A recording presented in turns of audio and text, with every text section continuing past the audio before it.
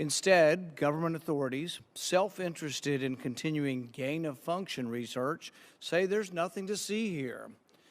Gain-of-function research, as you know, is juicing up naturally occurring animal viruses to infect humans.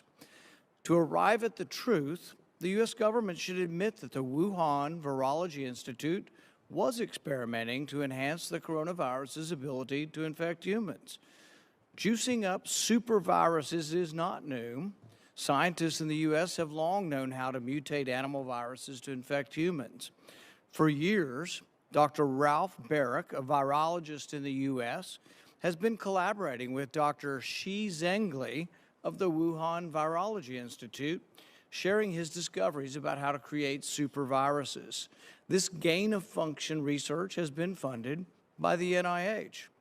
The collaboration between the U.S. and the Wuhan Virology Institute continues. So do you still support sending money to the Wuhan Virology Institute? We do not send money now to the Wuhan Virology Institute. Do you support sending money? We did under your tutelage. We were sending it through EcoHealth. It was a sub-agency and a sub-grant. Do you support the money from NIH that was going to the Wuhan Institute? Let me explain to you why that was done. The SARS-CoV-1 originated in bats in China. It would have been irresponsible of us if we did not investigate the bat viruses and the serology to see who might have been infected. Or perhaps it would be irresponsible to send it to the Chinese government that we may not be able to trust with this knowledge and with this incredibly dangerous viruses. Government scientists like yourself who favor gain-of-function research. I don't favor gain-of-function research in China. You are saying things that are not correct. Government defenders of gain-of-function, such as yourself, say that COVID-19 mutations were random and not designed by man. But interestingly, the technique that Dr. Barrick developed forces mutations by serial passage through cell culture that the mutations appear to be natural.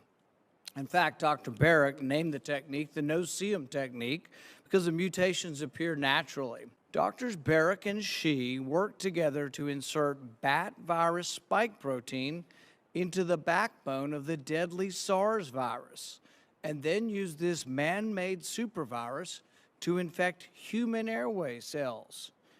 Think about that for a moment.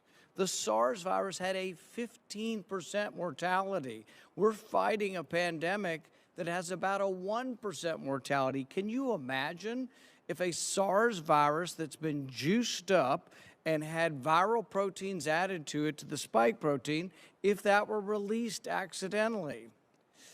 Dr. Fauci, do you still support funding of the NIH funding of the lab in Wuhan?